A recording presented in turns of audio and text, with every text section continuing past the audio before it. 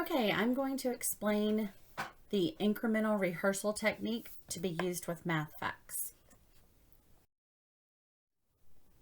Incremental rehearsal is the most frequently researched flashcard approach.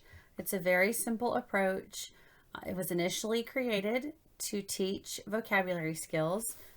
It is the idea that you pair unknown math facts with a collection of known math facts, and you use a 90-10 ratio, and the reasoning behind that will be explained in just a minute.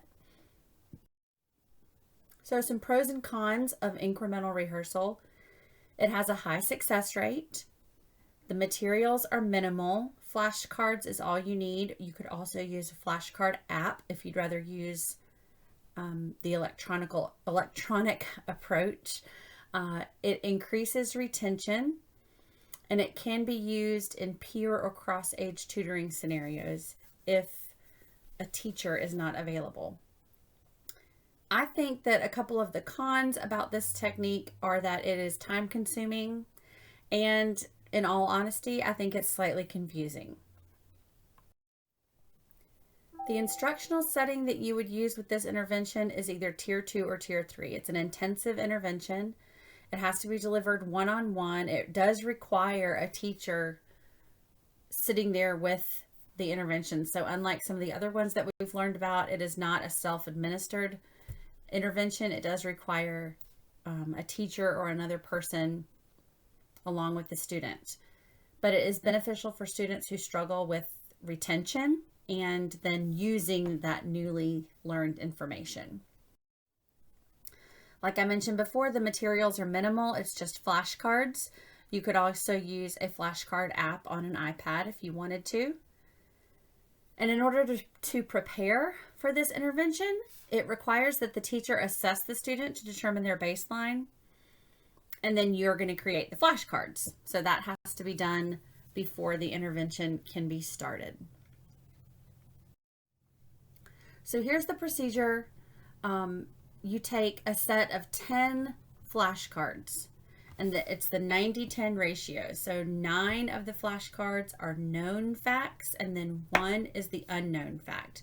So this is where that preparation comes into play. You would have already assessed the student on the facts that they know and don't know.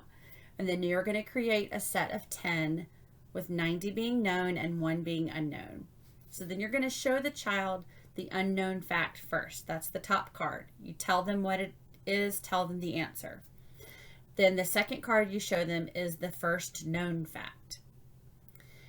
Then you go back to the second step, the unknown card followed by the first known and the second known. Then you go to the third step, the unknown card followed by 3 known facts. The fourth step, the unknown card again, it's always going to be the first one, followed by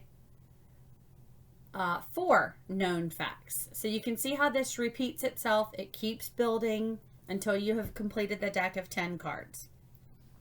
You're going to repeat that process daily and then progress monitor every 5 days.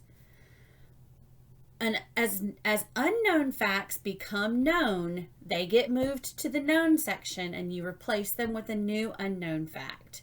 And the way you determine if a fact is either known or unknown, it is if the student can answer the fact correctly within 2 seconds.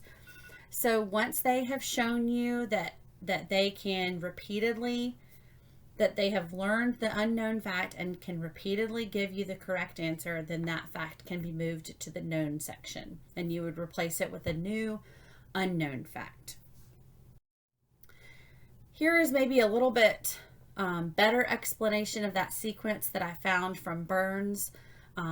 So you can see how it is just a gradual succession of facts building on one another. But the important thing to notice is that you always start out with the unknown fact as the first card.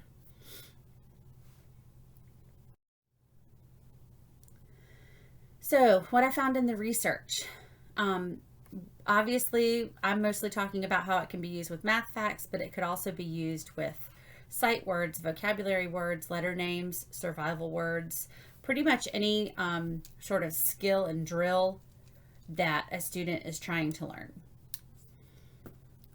It's also important to remember that it should be used after a skill or stimulus has been taught. So they need to know what addition is before you start working on addition facts.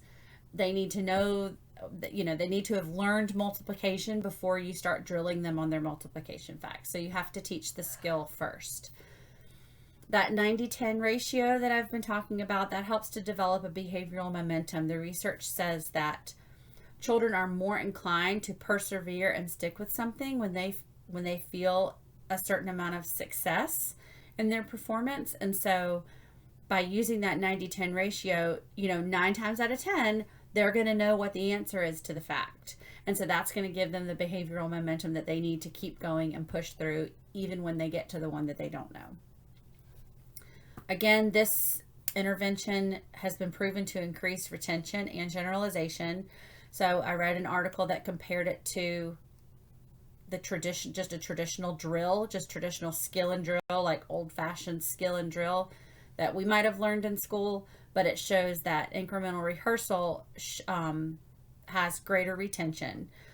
Traditional drill is faster, obviously, because it's a little bit less confusing, but the difference really isn't significant enough.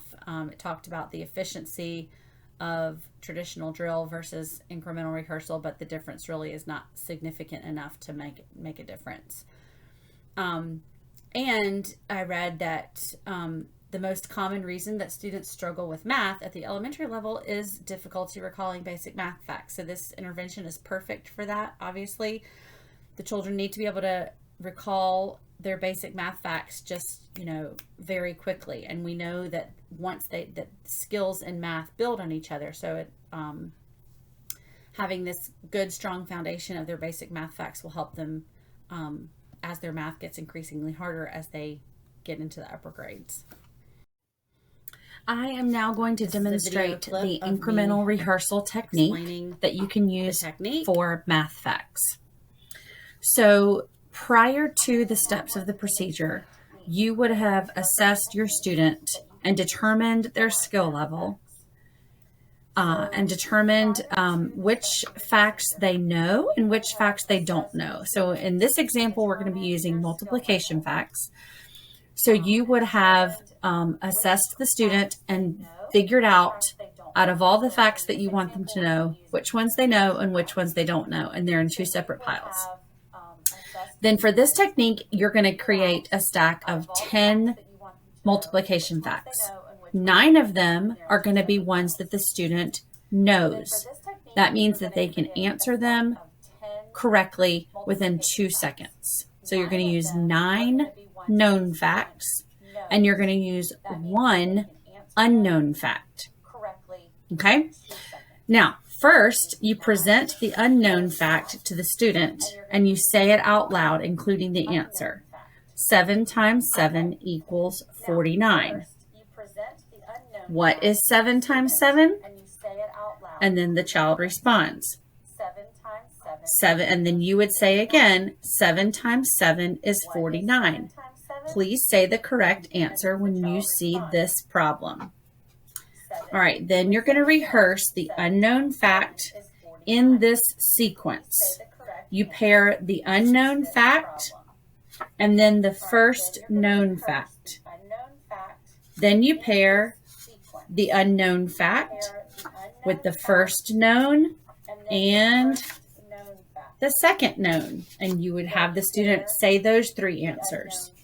Then you would then you would go back to the unknown fact, and then you would do the first, the second, and the third known facts. So now you're up to 4. So you're gradually increasing the number of facts, but keeping that ratio with only 1 unknown to the rest known. All right, then you would go back and present the unknown again, and then you would do the first, second, third, and fourth known facts. Again, go back to the unknown fact, and then present first, second, third, fourth, and fifth known facts. Then you would go back to the unknown fact, and you would have 6 known facts following that. Then the unknown fact, followed by 7 known facts. Then the unknown fact, followed by 8 known facts. Then the unknown fact, followed by 9 known facts. So you complete this rehearsal sequence until that unknown fact becomes known. And then that unknown fact is then added to the known facts, and you replace it with a new unknown fact. You keep the ratio at a 90-10, 90% known and 10% unknown. And then you individually rehearse the unknown fact until 90% known and 10% unknown. And let's see. Individually rehearse the unknown fact until you continue rehearsing those facts until all facts can be answered within 2 seconds. And so that's how you establish what is known and what is unknown. But it's important to remember that you're always going to keep the 90-10 ratio, and you continue just bringing in that unknown fact first, followed by all the known facts. The 90-10 ratio, and you continue just bringing in that unknown fact first, followed by all the known facts. Okay, so that explains how the procedure works. Here is a fidelity checklist that lays out those steps. There's your materials listed, the flashcards, and an optional stopwatch. There's, again, the intervention steps for the fidelity checklist. This is the website where you can find that particular checklist, where I found it. And then here are my references.